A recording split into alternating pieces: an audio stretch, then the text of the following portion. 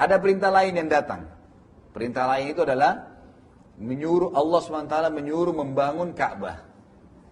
Menyuruh membangun Ka'bah. Ya. Jadi sudah ada rentetan tadi, udah mulai Nabi Ibrahim tinggal di Mekah, anaknya mau disembelih terus kemudian tidak jadi, udah selesai. Jadi ada tadi sa'i sudah selesai zaman Hajar tadi. Kemudian ini juga kasusnya persembelihan sudah ada. Tinggal masalah Ka'bah nih, tawaf gitu kan. Maka Allah SWT memerintahkan Nabi Ibrahim AS untuk membangun ya Ka'bah itu sendiri. Jadi Ka'bah sudah ada asasnya. Lalu Nabi Ibrahim AS dan Nabi Ismail mulailah membangun Ka'bah itu. Mulai membangun Ka'bah, bekerja sama. Hanya 2 orang saja ya. Jadi di sini kebanyakan mereka berdua saja yang membangun karena perintah wahyu begitu. Dan ini pendapat yang paling rajih. Tidak dilibatkan masyarakat Mekah waktu itu. Jadi mereka berdua aja membangunnya. Meletakkan batu demi batu. Ya di situ. Tentunya batu pada saat itu sangat sederhana ya. Jadi tanah liat yang dibasahin. Kemudian dicetak ya kayak kita dibentuk aja. Dikeringkan. Udah. Jadi bisa runtuh ya setiap saat. Maka dibuatlah batu-batu seperti itu, kemudian disusunlah. Dan yang kita tahu ada makam Ibrahim, ya, tempat telapak kaki Nabi Ibrahim. Itu bukan apa-apa ya Bapak Ibu sekalian, jangan jadi jahil di sini, ya konsepnya. Karena banyak orang anggap itu sakral lah, ya. Dibungkus dengan kubah emas, bisa dipegang-pegang lah, ada berkahnya, itu tidak ada sama sekali. Itu hanya sekedar telapak kaki Nabi Ibrahim. Dalam sirah disebutkan Nabi Ibrahim AS waktu sudah membangun Ka'bah, setiap sudah mengatur batanya gitu kan, itu beliau mundur untuk melihat ini sudah stabil belum bangunannya gitu. Hanya itu saja gitu kan. Kenapa dikekalkan oleh Allah Subhanahu Wa Taala? Karena ketulusannya Nabi Ibrahim. Jadi orang bisa kenang, ini dia dulu kerjain bangun Ka'bah karena Allah yang perintahin gitu kan. Jadi ini ketulusan, maka Allah kekalkan. Salah satu perilaku dikekalkannya, tidak ada orang yang tawaf, umrah atau haji kecuali harus sholat 2 rakaat di belakang makam Ibrahim, gitu kan? Itu bagian daripada keharusan, ya, daripada tawaf itu sendiri.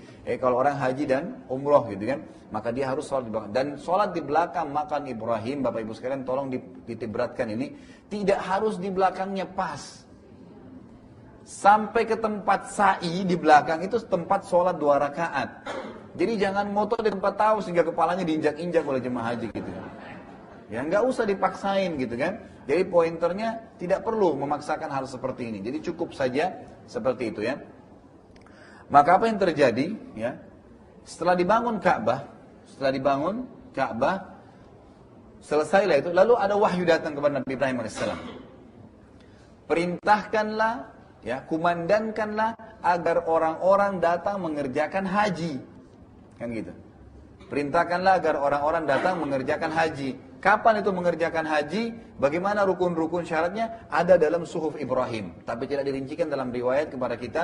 Bagaimana pada saat itu, ya, perilaku apakah sama dengan kita mutlak sekarang atau tidak. Tapi jelas sa'i, tawaf gitu kan, di Ka'bah, kemudian jamrah, sembelihan itu semua bagian daripada ajaran Nabi Ibrahim AS di zaman itu, syariatnya. Karena Al-Quran datang menyempurnakan syariat-syariat sebelum kita. Ada yang ditarik menjadi hukum kita, ada yang tidak gitu kan. Ada yang sudah terhapus. Maka Nabi Ibrahim AS menjawab ya kepada Jibril, Anna yablugh sauti, bagaimana bisa suaraku ini sampai manggil orang? Karena ini perintah Allah, manggil orang seluruh dunia. Gimana bisa? Suara saya bisa sampai, nggak bisa gitu loh. Maka kata Jibril AS dalam riwayat sahih ini, ya, cukup bagimu ma'alaika dal balagh, cukup bagimu menyampaikan saja. Cari tempat yang tinggi, teriak, ayo haji gitu. Udah, nanti Allah punya tugas nyampein. Gitu kan? Maka Nabi SAW patuh. Naik ke tempat, ada beberapa asal yang mengatakan di Arafah tuh, ya. Dikatakan orang Jabal Rahmah, gitu kan. Naik kemudian ngangkat suaranya dengan keras, gitu kan. Haji gitu. Maka suara Nabi Ibrahim AS dibawa dengan izin Allah SWT ke seluruh pelosok muka bumi ini. Dan semua orang yang hidup pada saat itu datang ke Mekah. Ya. Yang beriman kepada Allah datang ke Mekah untuk haji. Itu Allah SWT ceritakan di dalam surah Al-Hajj. Ayatnya ayat 27. Ya.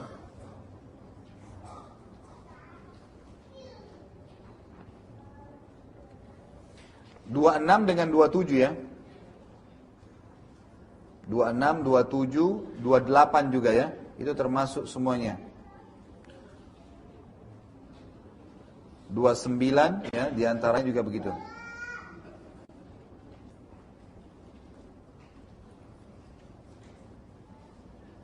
Baik, saya bacakan a'udzubillahi minasyaitonirrajim. Kita mulai dengan ayat 26. Wa idh bawwa'na li Ibrahima makanal baiti alla tusyrik bi syai'an wa tahhir baiti lit-ta'ifina wal qa'imina war ruk'is sujud. Ya. Di ayat 26-nya ya. Di sini dikatakan dan Ingatlah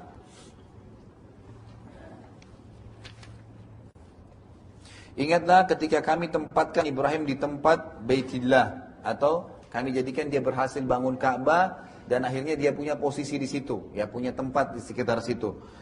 Dan kami katakan kepadanya, janganlah engkau menyekutukan aku, hai Ibrahim. Jangan sampai ada kemusyrikan di sini. Ini rumah dibangun Ka'bah hanya sekedar ya tempat agar orang tahu Allah punya rumah, selesai, nggak ada apa-apanya di situ. Ya, tolong Bapak Ibu sekalian, jangan bawa gunting pada saat tawaf, gunting kiswanya Ka'bah. Ya. Nggak ada hubungannya dengan berkah di situ, karena kiswa Ka'bah dibuat oleh kerajaan Saudi untuk memperindah ya Ka'bah itu sendiri. Nanti akan kita masuk dalam kisah kita pertemuan akan datang. Dari mana kisah awalnya kiswah itu? Ya, kainnya Ka'bah. Siapa yang pertama meletakkan di Ka'bah? Itu akan ada kisahnya sampai di zaman Nabi SAW sampai sekarang terjaga gitu kan. Tapi itu tidak ada hubungannya, itu hanya memperindah. Tidak perlu digunting, dibawa pulang, dijadikan jimat ya. Sama halnya kalau di Hajar Aswad masuk gitu kan. Bapak-bapak banyak ibu-ibu kalau pas cium, wangi sekali ya, kopiahnya dicabut, digosok-gosok, jilbabnya digosok. Kenapa Pak? Kenapa Bu? Wangi. Ya kerajaan Saudi kasih minyak wangi gitu kan. Nggak ada hubungannya di situ. Makanya Umar bin Khattab mengatakan pada saat melihat Hajar Aswad, beliau mengatakan dengan suara yang keras, demi Allah, dengan suara keras di musim haji gitu kan. Beliau berdiri karena orangnya tinggi besar. Umar bin Khattab kalau duduk di atas kuda, kakinya sampai di tanah gitu kan. Jadi tingginya 2 meteran lebih. Beliau di zaman khilafahnya berdiri di depan Hajar Aswad, jadi jemaah haji itu pada sampai di dadanya saja gitu kan, pendek-pendek semua. Jadi beliau berteriak dengan suara keras. Beliau mengatakan, demi Allah, hai Hajar Aswad, itu Hajar Aswad, saya tahu kau hanya batu biasa. Kalau bukan saya melihat Rasulullah SAW mencium kau, saya tidak akan menciummu. Artinya Umar ingin berikan pelajaran kepada kita. Perintahnya cium, cukup. Nggak ada gosok-gosok kopi ya gitu kan. Nggak ada gosok-gosok jilbab. Cukup selesai cium karena perintah Allah. Itu aja. Itu cuma batu. Simbolik gitu kan. Sebagai simbol. Adanya Ka'bah juga simbolik. Kita tidak sembah Ka'bah. Kan gitu. Tapi kita sedang melakukan perintah Allah. Kalau perintah Allah sujud ke laut, ya kita ke laut. Ke pohon ya ke pohon. Karena Ka'bah ya Ka'bah gitu kan. Jadi konsepnya jelas. Jangan sampai berlebihan gitu kan. Ini perlu dijaga. Sama juga di Masjid Nabawi begitu. Di kuburan Nabi SAW. Ada lubang. Kita kalau musim haji dulu waktu masih mahasiswa disuruh jaga tuh depan kuburan Nabi. Nanti kalau kita lihat ke dalam gitu kan, sebenarnya tidak perlu ngintip sih ya. Tapi orang banyak fudul ya, mau tahu gitu, lihat. Nanti yang jadi masalah diingatin, ini cuma berikan salam, selesai. Berdoa pun jangan di sini, di sana menghadap kiblat gitu kan. Jangan di sini. Itu kadang-kadang kalau kita lalai ada yang kirim surat ke Nabi. Loh, Anda mungkin bingung, kok bisa Ustaz? Iya, jadi di lubang itu dilempar kertas gitu. Ada yang kopiahnya digosok-gosok, ada yang macam-macam gitu. Kenapa? Berkah. Siapa yang bilang gitu? Pintu rumah Nabi SAW itu pintu besi dibuat kerajaan Saudi, nggak ada berkahnya gitu. Berkah itu pada saat kita menjalankan perintah beliau, itu berkah gitu kan, meninggalkan larangannya. Bukan dengan besinya. Apa gunanya Anda gosok-gosok kopiah di besi itu, sementara Anda melanggar sunnahnya gitu kan? Tidak boleh. Yang terjadi pada saat selesai musim haji, disapu kuburan Nabi SAW banyak sekali kertas. Bahasa Indonesia, bahasa Urdu, bahasa Afrika, macam-macam. Apa isinya? Istighasah bighairillah. Minta tolong kepada selain Allah. Bunyinya, ya Rasulullah sembuhin penyakit saya. Ya Rasulullah mudahin jurus saya. Ya Rasulullah begini. Dari mana ajaran ini gitu kan? Nabi SAW mengatakan kepada Abdullah bin Abbas dalam hadis Bukhari, hai anak kecil, kalau kau minta sesuatu hanya minta kepada Allah. Selesai. Gitu kan? Kalau kau apapun butuhkan, minta kepada Allah. Ya. Dan ingatlah, kalau satu kaum ingin menyusahkanmu dan Allah tidak mau kau ditimpa musibah itu, maka tidak akan menimpamu. Dan kalau seandainya satu kaum mendukung kamu, sementara Allah mau musibah menimpamu, maka pasti kau kena. Gitu kan? Sudah diangkat pulpen dan sudah kering. Gitu kan? Sudah selesai. Takdir sudah tercatatkan semuanya. Konsep Tuhan jelas. Baik, kembali kepada Ka'bah. Lalu dikatakan di ayat 27-nya, wa'adzim finnas. Ya, maaf, belum saya terima tadi. Jangan sekutukan aku apapun dan sucikanlah rumahku ini bagi orang-orang yang tawaf dan orang-orang yang beribadah serta orang-orang yang ruku dan sujud. Artinya ini aja perilakunya nih, ibadah di Ka'bah, nggak ada apa-apa yang lain, gitu kan? Baik, ayat 27 dikatakan wa'adzim finnas. Ini saksi bahasan kita. Wa'adzim finnasi bil haji ya'tuka rijalan wa ala kulli dhamiri ya'tika min kulli fajjin amiq. Ini yang kita katakan tadi, suaranya sampai ke seluruh pelosok muka bumi ini. Dan serukanlah kepada manusia untuk mengerjakan haji, niscaya mereka akan datang kepadamu dengan berjalan kaki.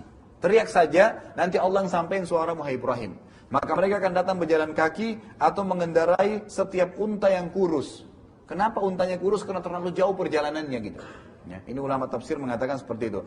Mereka datang dari segenap penjuru yang jauh. Seluruh penjuru bumi ini yang beriman kepada Allah datang waktu itu untuk haji. Ayat 28, liyashhadu. Apa gunanya mereka dipanggil haji? Liyashhadu, ya, manafi'a lahum wa yadhkuru ismallahi fi ayyamin ma'lumatin ala ma razaqahum min bahimatil an'am faqulu minha wa at'imul ba'isa al-faqir, ya. Agar mereka menyaksikan berbagai manfaat, ya, untuk mereka dan agar mereka menyebutkan nama Allah. Artinya mereka lihat nih, oh ini ada Ka'bah, rumahnya Allah, begini cara ibadah. Nabi Ibrahim AS mendakwakan apa yang dalam suhufnya kepada manusia pada saat itu gitu kan. Pada beberapa hari yang ditentukan, maksudnya haji, atas rezeki yang diberikan atau Allah berikan kepada mereka berupa hewan ternak, ya, dikurbankan. Maka makanlah sebagian darinya, berarti boleh memakan daging kurban. Tidak harus semuanya dikasih. Sama dengan akikah, boleh diambil, ya. Tapi ulama mengatakan paling tidak sepertiganya atau maksimal sepertiganya gitu kan, selebihnya disedekahkan. Maka makanlah sebagian darinya dan sebagian lagi berikanlah untuk dimakan orang-orang yang sengsara dan fakir. Berarti afdolnya diberikan kepada orang yang tidak mampu gitu kan. Kemudian ayat 29, thumma yakdu tafathahum wal yufu nudurahum wal yattawafu bil baitil atiq. Kemudian hendaklah mereka menghilangkan kotoran yang ada di badan mereka, artinya bersuci, memandikan, memotong kuku, seperti kalau kita lagi mau pakai ihram gitu kan, membersihkan semuanya, menyempurnakan nadar-nadar mereka dan melakukan tawaf sekitar Baitillah atau Ka'bah itu sendiri.